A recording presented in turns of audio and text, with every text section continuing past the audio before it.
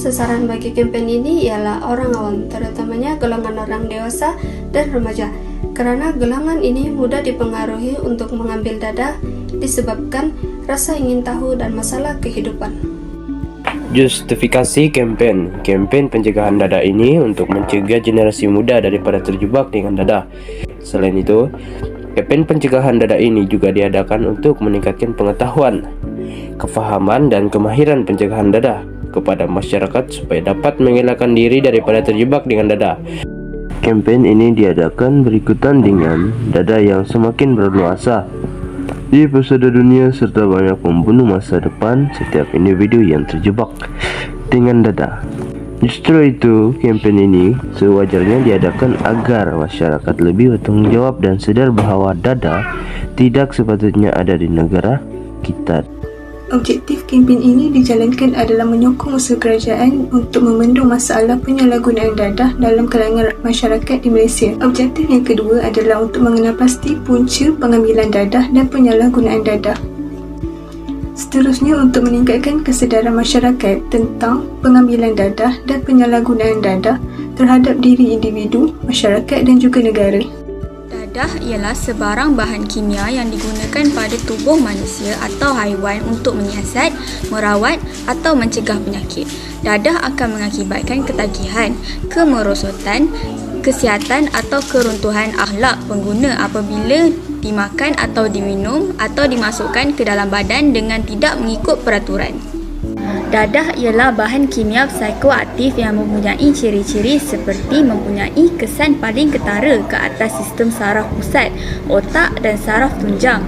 Digunakan bukan untuk tujuan perubatan dan penggunaannya adalah dilarang. Jenis dadah yang pertama adalah opiat. Opiat merupakan campuran yang diperolehi daripada biji popi. Ia berasal daripada candu, iaitu opium yang diperolehi daripada sejenis tumbuhan yang dikenali sebagai Papaver somniferum. Jenis seterusnya adalah ganja. Ganja merupakan sejenis tumbuhan yang didapati tumbuh melia di banyak tempat. Ia juga dikenali sebagai marijuana yang dikatakan berasal daripada bahasa Portugis, iaitu marihuago yang bererti memabukkan. Punca yang pertama adalah rekreasi. Pada zaman kini, orang menggunakan dadah yang terlarang ketika melepak. Hal ini kerana mereka ingin menghilangkan rasa letih mereka dan menenangkan diri mereka. Punca yang kedua adalah rasa ingin tahu. Kita semua tahu bahawa rasa ingin tahu boleh mendorong orang untuk mencuba sesuatu seperti alkohol dan ganja, lebih-lebih lagi di kalangan remaja. Punca yang ketiga adalah untuk merawat diri. Sesetengah individu yang bergelut dengan penyakit mungkin beranggapan dengan mengambil dadah, mereka dapat meringankan rasa sakit yang mereka hadapi. Punca yang keempat adalah dadah preskripsi.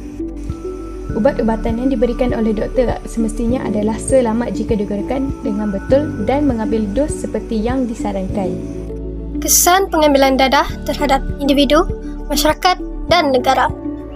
Pertama, dari segi sosial, individu yang mengambil dadah akan menjauhkan diri daripada masyarakat umum dan hanya bergaul dengan kumpulan pedagih, pengedar dan pencedaya. Kesan fizikal, individu yang mengambil dadah akan mengalami perubahan bentuk tubuh badan yang mendadak, iaitu menjadi kurus, lemah tenaga, malas dan kesihatan seperti dalam khayalan.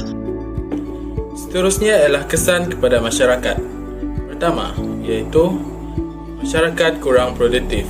Seterusnya ialah ketidakstabilan struktur masyarakat dari segi emosi dan pergaulan dan permuafakatan.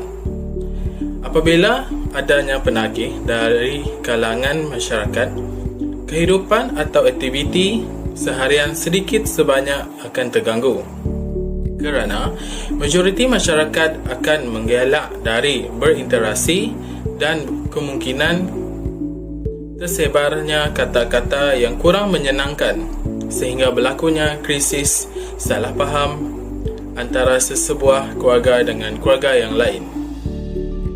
Seterusnya ialah kesan kepada negara. Pertama ialah modal insan, terutamanya golongan belia yang berharga kepada negara, tidak menyumbang tenaga produktif dan kepakaran pembangunan negara. Dan untuk kesan yang seterusnya, iaitu masalah utama negara untuk mengatasi masalah penyalahgunaan dadah, iaitu negara terpaksa menanggung kos yang tinggi, iaitu ratusan juta ringgit hanya untuk menguruskan aspek pencegahan, penguatkuasaan dan pemulihan penagih dadah. Bagi meneruskan pembincangan kita, saya akan menerangkan langkah mengatasi pengambilan dadah. Bagi cara mengatasi pengambilan dadah dari aspek individu tersebut seharusnya menjalankan kehidupan yang sehat. Peranan yang pertama, sebagai ibu bapa seharusnya bijak memupuk nilai murni di kalangan ahli keluarga. Bukan itu sahaja, sebagai ibu bapa juga seharusnya bijak dalam mewujudkan suasana harmoni di kalangan anak mereka. Sebagai orang awam yang bertanggung jawab, seharusnya mengadakan kempen kesedaran tentang bahayanya dadah kepada masyarakat. Pihak kerajaan seharusnya memperketatkan lagi penguatkuasaan undang-undang, sebagai contoh dengan memberi tindakan yang lebih berat kepada pesalah.